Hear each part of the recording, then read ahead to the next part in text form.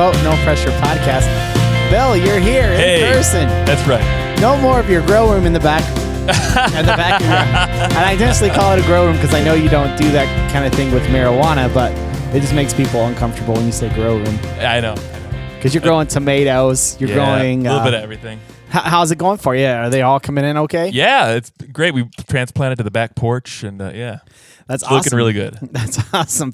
And also, if you notice, I've been looking more at the camera. You have been. It's been looking good. Yeah, thank you. And we're at 100 subscribers, so thank you guys for subscribing. That was pretty cool on our YouTube. 100 subscriber episode. The 100 subscriber episode. Yeah, exactly. Well, be sure to go to our YouTube channel. You know, maybe you don't have a YouTube channel, but you're like, I would really like to support the podcast. Set up a YouTube account and go and subscribe. Yes. We greatly appreciate it. That's how we monetize if we get 1,000 people. Yes. That's kind of like the mark. Helps us out. Yeah, so if you're watching, go down below here and hit the subscribe button. We always appreciate that. Mm-hmm. Also, if you're not watching, if you're listening in your car or in your truck or in Aaron Reed's case on the tugboat, leave a review on whatever channel that you're listening to. We really appreciate that. Yes, every little bit helps. You know, and we mock it from time to time, you know, but in all reality, we need those things. So I shouldn't mock it, Bill. Well, it's the bully in us. It's the... What do you mean, the bully? Oh, man, you're so going to lay into me after this podcast's over, too. What do you mean by the bully, Bill? You know, it's that older kid who wants to, like, get your lunch money and break you down until it's just whatever. And we're just making fun of things, and that's how we do it. We just break them down. Were you bullied much as a kid? I was a big kid. So you didn't get bullied too much? Not a whole lot. I had bullied tendencies, but not terrible. I mean, I was a nice guy too. But if one of my friends was being picked on, I would kind of step up too. Well, it's really funny because I've talked about my childhood bully, Mr. Chucky Mouton, in Broadus, Texas. And I remember, you know, first day of school, my first day there, my parents were divorced, and it was a new school, new place for me, a little small town, East Texas. If you know where Broadus, Texas is, I think it's Sam Rayburn or Toledo Bend. It's one on those lakes. And you had to fight him. You had to fight Chucky. It's a rite of passage. It's a rite of passage. Like I said before, even the teachers are like, well, he has to fight him. I mean, look, you might as well just get it over with, Jeff, my fifth grade teacher. Jeff, you might as well just go ahead and fight him. They sign you into school. Here's your books. Here's your pencils. And here's some Kleenex for your nose. It's going to be bleeding after the recess. In the next room, you'll find Chucky. Chucky's going to beat the crap out of you, and then you're all good. No, but it's like you put it off, and then you end up fighting the guy. You know what I mean? Yep. You're not looking forward to it, but you just got to rip that Band-Aid off. It's going to happen. You just got to rip it off and then put a new one on when you're done. Oh, my gosh. But yeah, it's been great. It's good to see you here, Bill. I mean, in person, we're not 6 feet apart. And that's okay by me in this particular situation, you know, and there's a lot of stuff going on. Yeah. I'm trying to be sensitive because the guest that we have this week, it's a very important guest. Yeah. And I don't know if you heard my midlife crisis Jeff turns 40 episode, but yes, I did. It's like my friend told me our podcast reminds him of the 8th grade. And then he emailed me and said, did I hurt your feelings when I told you it reminds me of 8th grade? But it was the good parts of 8th grade, which we all love. We all know and love those good parts of 8th grade, aside from Chucky Mouton. Yep. But, those Chucky Mouton people or whatever, but such an awkward age. And so it was good that it was a good part, but my feelings weren't hurt. I want to be taken seriously, Bill. Not me. I know. And I even alluded to that. I was like, we try to be serious, but Bill's just too dang funny. I can't. It's too quick. I just can't. I can't be too serious. But I don't know. I don't know if people always want to be serious, but it's good to it's a serious era, so you gotta make light sometimes, you know what I mean? Yeah, it is serious. It's all the COVID and all that stuff. And by the way, I'm not going to tell you my opinion on what's going on, but being the conspiracy theorist that we are, indeed we are, we've got a lot to say about COVID. Indeed. And we've got a lot to say about a lot of other things, but I'm going to keep it to myself for the podcast. Not me, because no, I'm just kidding. So glad you're back, Phil. So glad you're back. It's good to be back. Oh man, we've got lots of conspiracy theories to talk about, but we're holding it back. But today, in other news,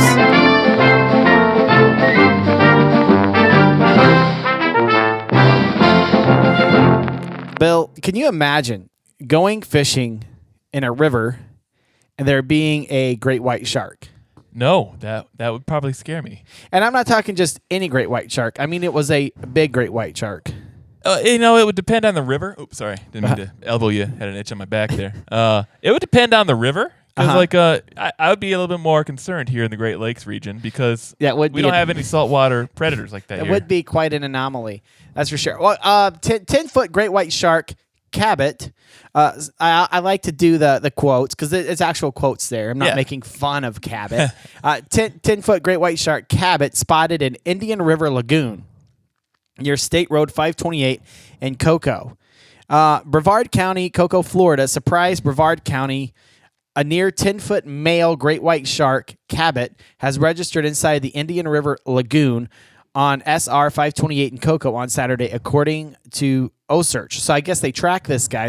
He's got a radar, RFID deal or whatever. Yeah. Yeah. Like a lost dog. Like a lost dog, exactly. Yep. And the ping came in at 11:14 on Saturday, 11:14 a.m., which registers a satellite tracker attached to the shark's dorsal fin when it breaks the surface of the water. Cabot, which is the name of the shark, was recorded at 9-foot, 8-inch subadult white shark and weighing around 533 pounds when it was tagged on October 5th. Wow, that was a subadult. Jeez, look at that thing. We'll put that link up on the on Ye Olde website and social, but good Lord. You'd think they wouldn't do well in fresh water, too. Well, I know it's kind of like a brackish water. Even like redfish, like drum, they can go in and out of salt water into the brackish water. You know, there's some fish that do that, and we actually talk a little bit about that, Bill. Today we have Mark Kurlansky in his book Salmon. Salmon do that. They'll go out to sea, and then they come back. So. Yeah. Have you been salmon fishing here in the Great Lakes, Bill? Not in the lakes, but you and I've been up on the Rogue. On the Rogue, that's right. And it's pretty wild to see these fish. And it's a different type of fish here in the Great Lakes. I mean, it is still coho and everything, but it's a different experience on the coastal sides. Yeah. Because ours are planted here, but it's amazing to hear the story about several stories that Mark talks about with the salmon. I think salmon are the most romantic fish, and I allude to that because they're born in this river, and then they go out to sea, and then they come back to die where they were born. Yeah. That is, it's nice. It's nice. It's a cool story. Yeah. It's a cool story, so I'm very excited about that. So we'll be sure to put up links to his episode, to his information, and welcome to the podcast. Let's light the fire. Well, today on the Remote No Pressure podcast, I'm very excited to have author Mark Kurlansky on the phone with us. Thank you very much for joining us, Mark. My pleasure. Before we get started, I received your book because of COVID-19 and all that other stuff. Your book actually came to me pretty late. I got it later yesterday afternoon, so I've been frantically going through it and putting as many notes as I can. But it's a thick book. I mean, this is a work of art, but it's a thick book to just get through. So, can you just tell us a little bit about what drove you to write this book, Mark? Yeah, sure. In 1997, I wrote a book about cod, and this was at the time when the northern stock in the Grand Banks was collapsing. And people, for the first time, were starting to talk about problems of overfishing and fishery management. I say people, meaning general public, because I worked as a commercial fisherman in the 1960s, and it was practically all fishermen talked about.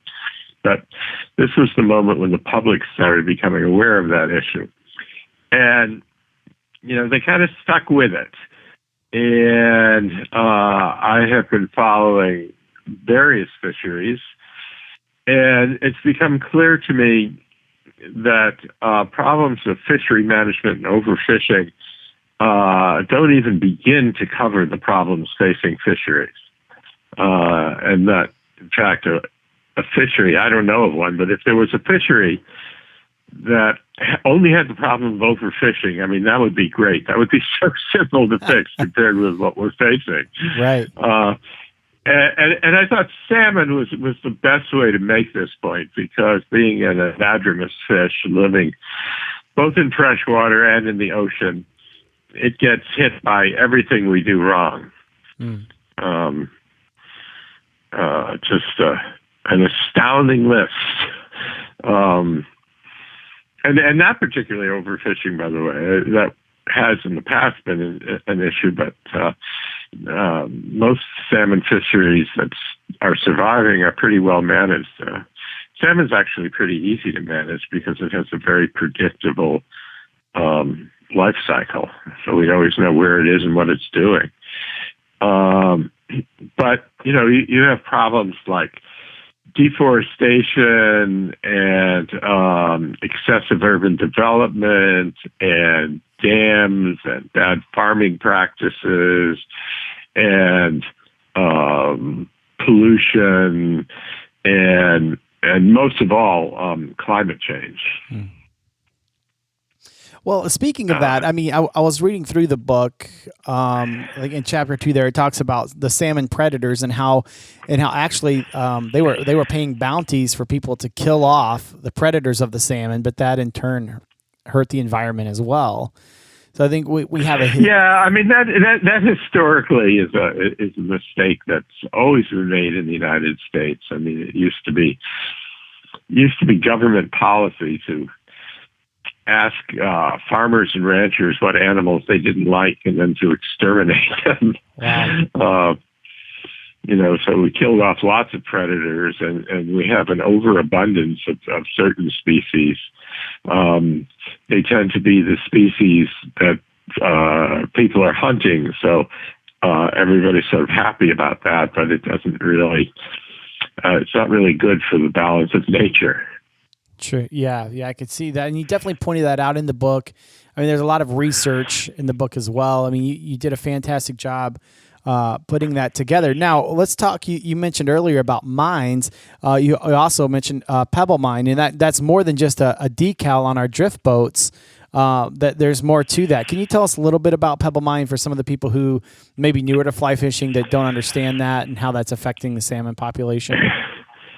Yeah. This is insanity, really. It's Bristol Bay, Alaska, has the largest salmon run in the world, sockeye, something like over 60 million in the beginning of July every year enter Bristol Bay. And this Canadian company wants to do a mine largely for gold, a few other things. And what they do is they take the waste from the mining and they put it behind earthen dikes. So they've done this in numerous other places. And then, the dikes give way for one reason or another and poison falls into the water. So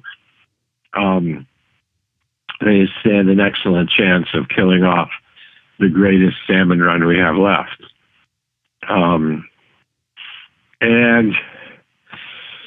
We just about had this thing killed back when there was an EPA. I mean, an actual government agency that was focused on protecting the environment. Mm-hmm. But that's not really what the EPA does these days. The governor of Alaska was opposed to it, and a lot of people in Alaska are opposed to it, but they got a new governor who's in favor of it. And it's just something that shouldn't happen. Or, another way to approach it would be to say to this mining company, all right, you want to mine gold? You got to figure out a way to do it that isn't going to put the environment at risk. And because they put it behind those earthen dikes, I mean, that waste seeps into the waterways and that can affect the salmon population? Yeah, well, plus the fact that, it's an earthquake zone. There's all kinds of things that can happen. It's kind of a perfect storm there. Yeah, I mean, it's just it's something that shouldn't happen, and a lot of people have opposed it. The Tiffany company very actively opposes it and says, this is not how we want to get our gold. Yeah, I noticed that was the CEO of Tiffany. You had mentioned him in the book, and I was really surprised that they were involved in something like that. But it totally makes sense, being that they're in the So is he. So is he. He said to me that he thought this was kind of a risky thing, and he didn't know how his clientele would feel about it. Uh-huh. But it turned out that they felt really good about it, and that they also want Tiffany to ask questions about where their diamonds are coming from and all kinds of things. Right. It turns out rich people want their jewels to be responsible. I think we're getting that way more so as a human race. I mean, we want to know where our food is sourced from. It seems like that's just a logical thing that the public is wanting more information on. That whole source of things. Yeah, I would like them to get much more so, though. I look at this coronavirus thing, and I look at the way everybody has, or not everybody. I say since you're in Michigan, but most people have really gotten behind this idea that we have to do whatever we have to do, whatever it costs the economy to set this right. And I think why haven't we gotten that message across about climate change? Because climate change, is a far bigger disaster than a pandemic. Mm-hmm. And somehow.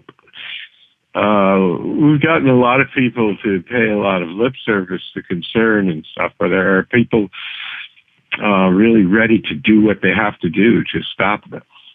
Mm-hmm. Yeah, I think as far as climate change, I don't know why people aren't more on board with it, but I do know there was there's been some irresponsible.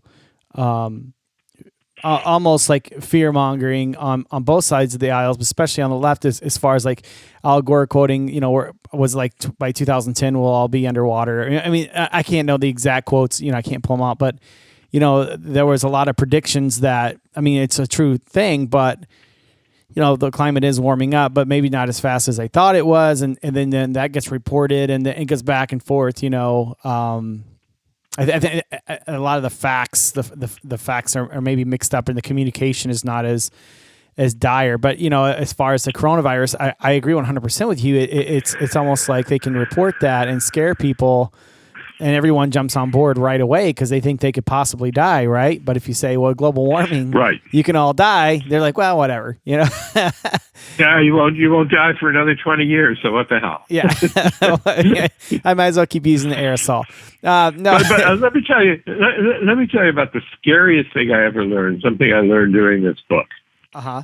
I mean, I was talking about how fishery management isn't the problem. So you look at the Atlantic salmon, and there is almost no commercial fishing of Atlantic salmon anymore.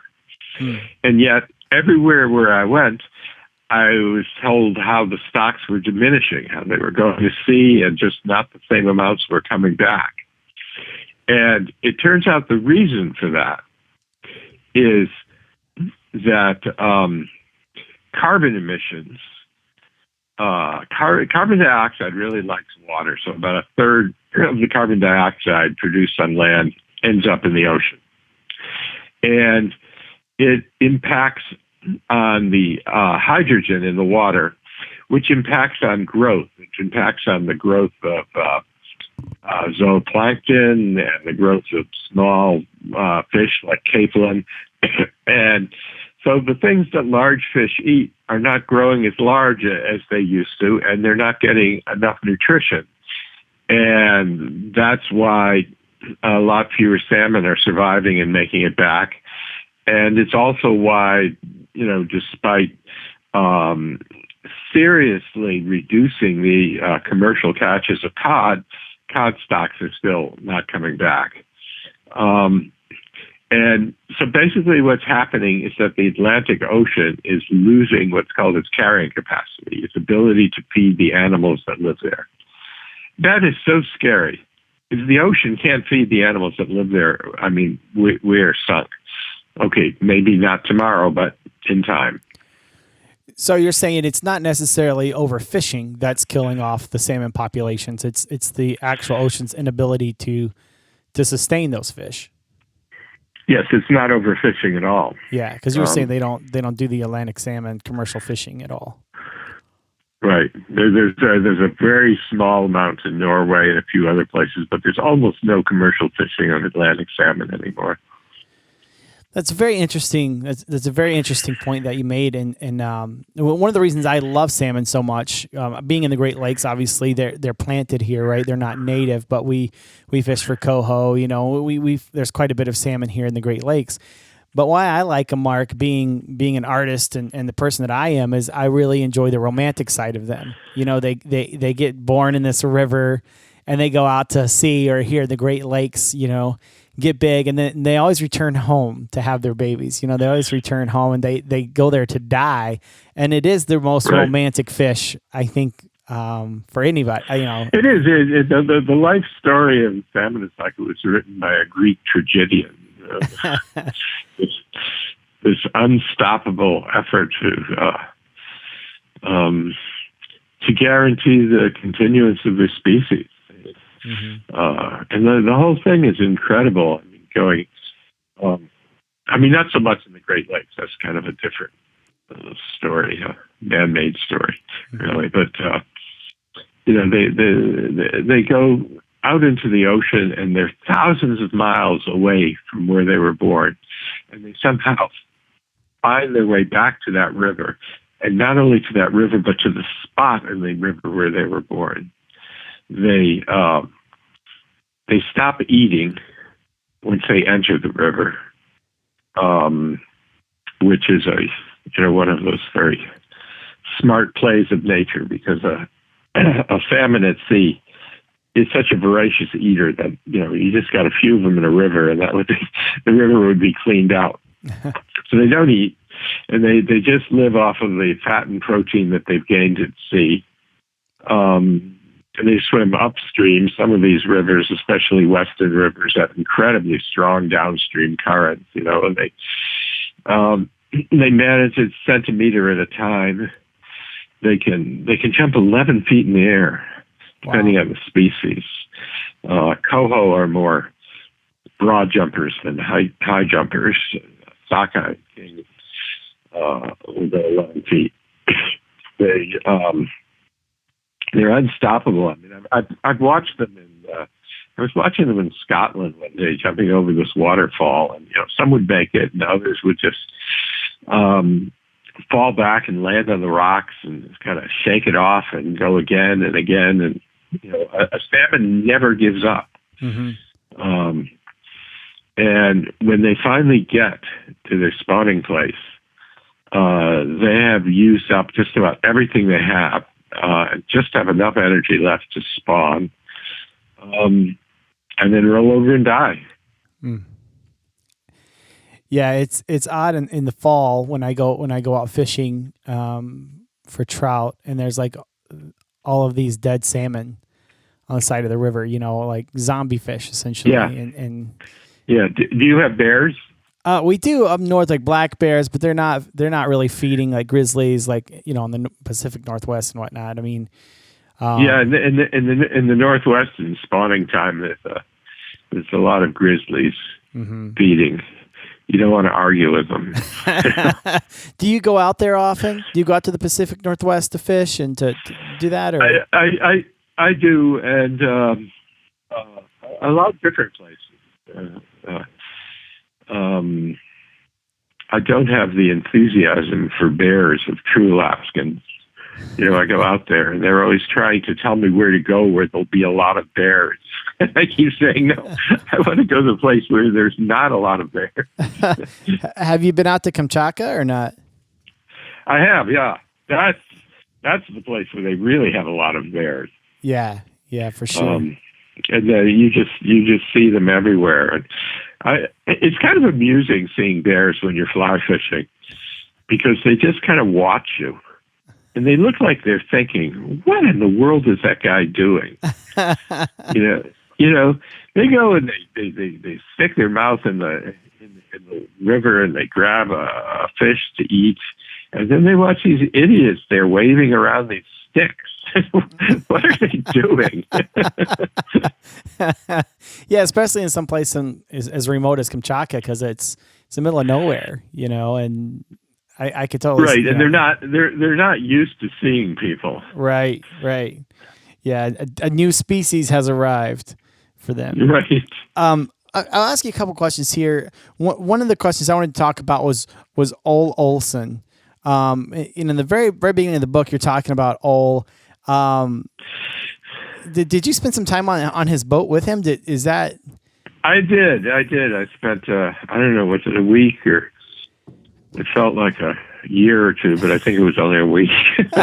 Can you tell us a little bit about that experience, especially with the kids? I mean, if you don't mind me asking, Mark, how old are you? I'm 71. Okay, and I think I'm older than Ollie. Although I don't think, I think if you put us next to each other, you would bet on Ollie being older. Yeah, with his 5 replacements, right? Right. Well, he's lived a tough life. Yeah. You could tell even by the picture that he's lived a tough life. But what was that like being your age, and talking about salmon, right? So I'm putting this all together. So here you are in your 70s with, he goes by Ole, right? You said Ole? Because I was pronouncing Ole, but Ole. Okay, so here you are in your 70s, Ole, who's in his 60s. And then he takes all these greenhorns, these kids, essentially, out of Montana to come and fish with him. I mean, what was that like? He is by profession a sheep shearer. Okay, which is another tough job. If you've ever seen that done in the Rockies, you kind of have to wrestle with the sheep to get them short. Right. And he's off season one year. He discovered Bristol Bay in the sockeye run, and he started doing this. And he just grabs a bunch of kids from Montana to go with him. And these guys have never been on a boat. Wow. I mean, you can tell. Uh-huh. You know, you say go to the bow, and they don't know which way to turn.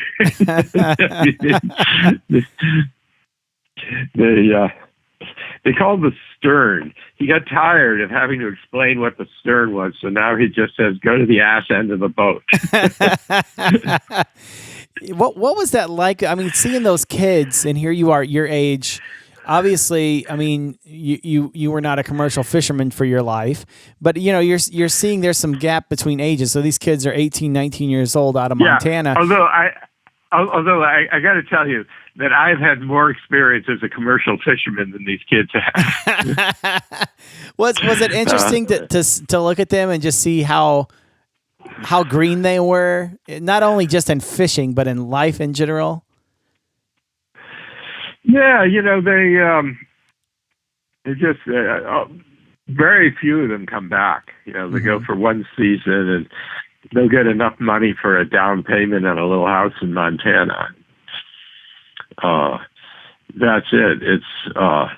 It's really tough work, and the way it works is they spot the rivers, the fishery management people, either with aircraft or towers or sonar. Just started spawning in the river. They tell us, we're out in the bay, that they'll say, okay, you can fish now. They'll say, like, for the next 15 hours. So you go out there and you fish nonstop for 15 hours. And, this is Alaska in the summertime, so there's no nighttime. Mm-hmm. And it's actually quite beautiful at night. Just really, the kind of light that photographers love. And you just it's exhausting. Really. And then you might have to wait a couple of days before you get another opener. Oh wow! So the government essentially tells them, okay, now you can fish for the next 15 hours, and then, right, and then they cut it off, and you don't know when you're going to get that call again. Right, and sometimes it's longer than that. Oh wow! But if there's a good run, and the year I was doing it, there was a very good run. You can catch more sockeye than the fishing company can process. Mm-hmm. So they give you a limit. So sometimes you fish your limit before the time is up. Ah, okay. And those most of those go to Peter Pan, right? The Peter Pan communities. Yes, yeah, correct. Okay, yeah, that was very interesting. Well, what did you get out of this book as the writer? What was the one? What is the thing that you got out of this book the most, personally?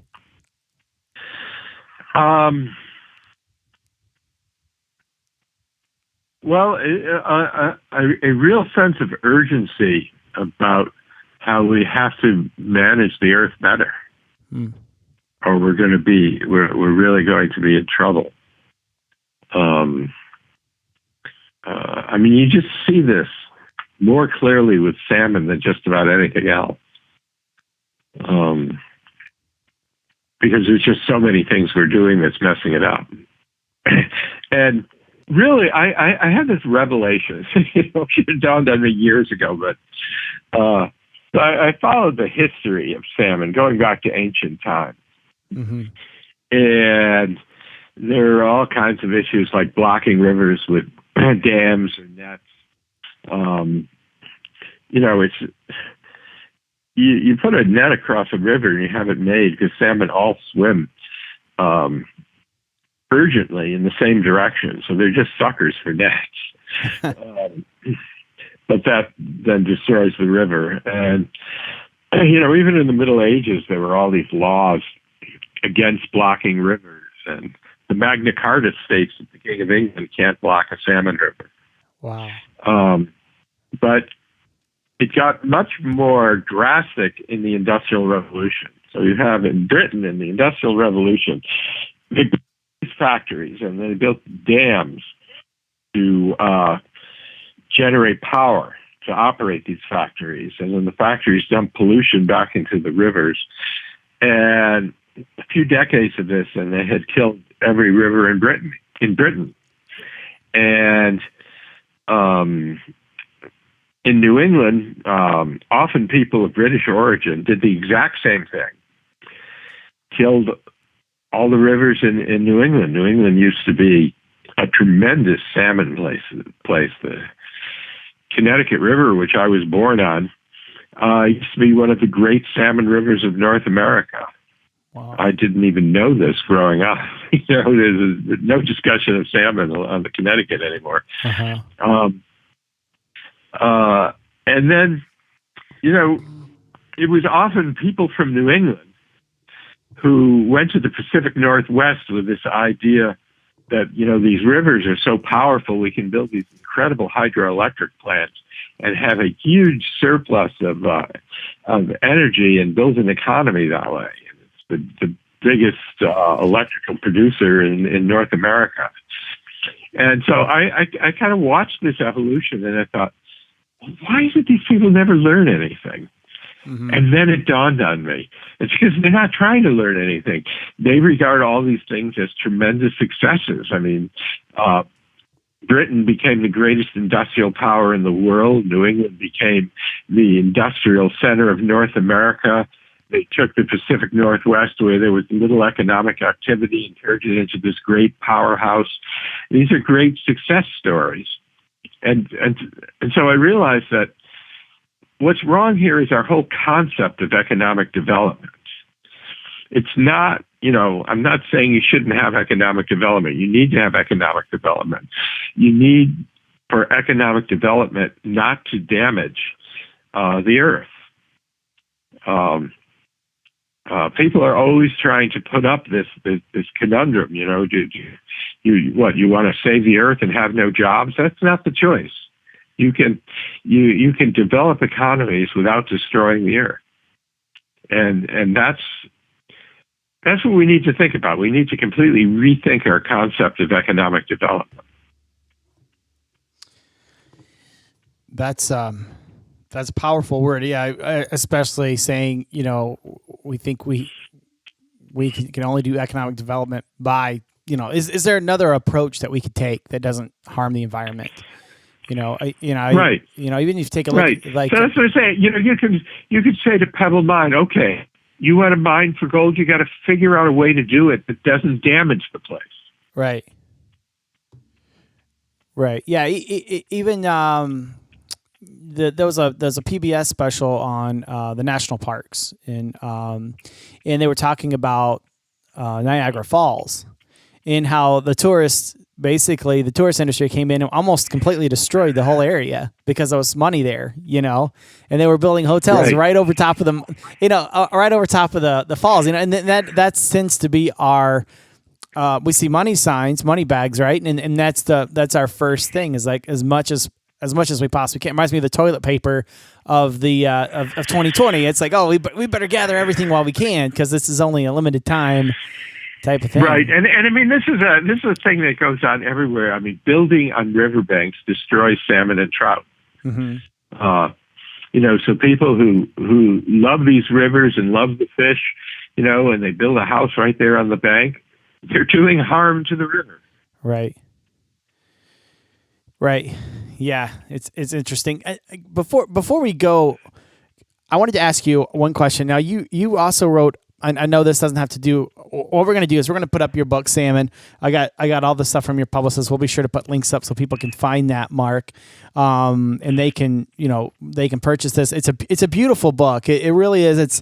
It's so detailed, even going back, like you were saying, to the mid-century when, there's a lot of historical facts. And I don't know if you're a cook or not, but there's quite a few recipes in here sprinkled through. Yeah, are you a cook? I always have recipes, yeah. Most of my books have recipes. I like recipes. I think recipes are great artifacts that tell you about a time and place. It's a very romantic thing. I can tell that you're a writer, Mark. You appreciate a lot of the same things that I and a lot of our other listeners appreciate. Those how to pickle salmon and those interesting, like there's a beer bread recipe in there for when Ole get off the boat or whatever, that homemade beer bread recipe. I can't wait to try that. I'm sorry, which recipe? There's a beer bread recipe that you provided. The beer bread. Yeah, that's Ollie's wife makes the beer bread. Yeah, man, awesome. That stuff is. You've been out there fishing for 15 hours and you're slogging through the mud with your boots, and you suddenly smell this bread being baked off in the distance. It's inspiring. I think that's the most excited you've gotten through the whole interview, Mark. So it must have been a really good bread. But I wanted to ask. So we'll make sure we'll make sure to provide our listeners with a link to this, so they can find this. It's with Patagonia Books. It's Mark Kurlansky's book, Salmon: A Fish, the Earth, and the History of Their Common Fate. I love the book. It's beautiful. Like I said, I only read a couple chapters last night when I got it. I can't wait to really dive in. But I also wanted to ask you. You wrote the book about Hank Greenberg as well, correct? Yes. You a baseball fan? I'm a big baseball fan. Yeah, it's really hard right now. Are you a Yankees fan? It is. What? Are you a Yankees fan? No. I'm a lifelong Yankees hater. Okay. Who's your team, Mark? Well, I'll tell you, I'm giving away my age, but when I was a kid, my team was the Brooklyn Dodgers. Okay. And when they left, I switched to the Red Sox. I'm from New England, and I just look for teams to defeat the Yankees. Yes. Well, I am from Houston, Texas, and I am a hardcore Astros fan, which is hard to say now. It's hard to say. Well, you've got a lot of explaining to do, but I understand the Red Sox had some good Boston. Yeah, I was going to say, and when I see these guys coming out, all of a sudden Derek Jeter's the moral authority in the league. That's just questionable to me. And as far as the Red Sox, I'm really surprised the more didn't get handed down. But as long as we're together against the Yankees, we're okay. Okay. but if you don't mind me asking, I mean, this is quite a story. We'll put the notes up for all of your books, but that book in particular, I'm looking forward to reading. Are you Jewish? I've actually done. I am Jewish. Yes. Okay. I've actually done 2 baseball books. I also did a book called The Eastern Stars, which is about the Dominican town of San Pedro de Macorís, which has produced more major league ball players than any other town. And that's really interesting kind of baseball culture. Yeah, no kidding. I didn't know. I'll have to pick those books up, Mark, because the Dominican does produce a lot of players. I don't know if it's something in the water down there or what's going on, but they produce a lot of baseball players. Well, it came about for historical reasons, which had to do with American-owned sugar mills. And then it was about, a great opportunity in a place where there weren't many opportunities. But what ends up happening, this is also true in Cuba and in Puerto Rico, is that kids grow up with a really deep understanding of the game. I mean, you can just watch these players in the major leagues, and you can see that they just really understand what baseball is about. Yeah. That's interesting. I can't wait to read the book, Mark. Even like Altuve obviously is one of my favorite players. But just watching him play the game too, it's just fascinating. Like you said, he's got a head for the game. When you watch him, he's one of the smallest guys on the field, but he knows the game. He knows when to not catch a ball so he can get a double play. He thinks right. Differently, Right, and it's wonderful watching players like that, smart runners. Mm-hmm. One of my all-time favorite baseball players was Jackie Robinson, not because of the symbolism of him, which was pretty great also, but I mean, just as a player, he just one of the all-time great base runners, and just really understood how to play the game. Yeah, there's so much history. I could literally talk to you forever, Mark, but you graciously gave me 30 minutes of your time. Okay, but good talking to you. But don't get me on baseball. I know baseball and fishing are the two ways I get lost. I the same way. I don't know what it is about baseball. You have to think about it. It's a thinking man's sport, and then also when you're out fishing, it's just one of those things. And those are the two things that I really enjoy. So I could talk to you. What I love about fly fishing is that, in a certain sense, it shuts down your mind. If you're the kind of person that I am, where you're just thinking all the time about 50 million things, when you're out there fly fishing, you're just thinking about what the river is doing and what the trout is doing, and you're trying to think like a trout, and it's the most focused I ever got. One more question for you, Mark. Being out on the river, like you're saying, someone who thinks about, a million things at a time. Usually when I talk to authors, musicians who fly fish, they think about things almost too much. With your mind going a million miles a minute, thinking about so many things, would you consider that, Mark, a blessing, or has that been a curse in your career? No, in my career, it's what my career is all about. I mean, I just have this endless dialogue with myself about everything. It's why I never run out of things to write, and I never have writer's block. Mm-hmm. It's just the way I work. But you have to shut it down to fish well. I mean, you have to. It's actually true of playing baseball too. It's why when I was a kid, I was never any good as a baseball player, because I was out there in the outfield thinking about everything. I've interviewed quite a few people on our podcast, quite a few artists, quite a few writers, and they all say the same thing. It's one of those questions I ask. When you think about things too much, you question everything. You're an inquisitive person, and sometimes that mindset sometimes can be difficult in life. Right. But when I fly fish, I just look at the lay of the river, the way the currents are going, the way the bugs are hatching, what body of water is running by what pool, and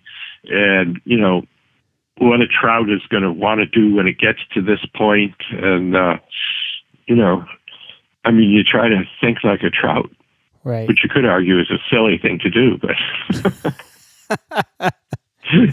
That's awesome. Well, hey, Mark, I really, really appreciate your time. Thank you so much. If people wanted to find out more about you, we'll put the links in the show notes, but can you tell them what your website address is, Mark? My website is markkurlansky.com. Okay, great. That's easy and enough. I also have a Twitter, Kodlansky. It's my Twitter handle. Podlansky? Kodlansky, yeah. Okay. Because one of my brothers took Kurlansky, so what could I do? Well, we'll put those links up in our show notes there. You can look at those below. Thank you so much, Mark. Thank you for your time. Excellent book. Great job on that. And I look forward to reading some more of your books. Thank you. Great talking to you. Well, thank you guys again for joining us today on the Remote No Pressure Podcast. And as always, Bill, it's great to have you back. Yes, good to be back.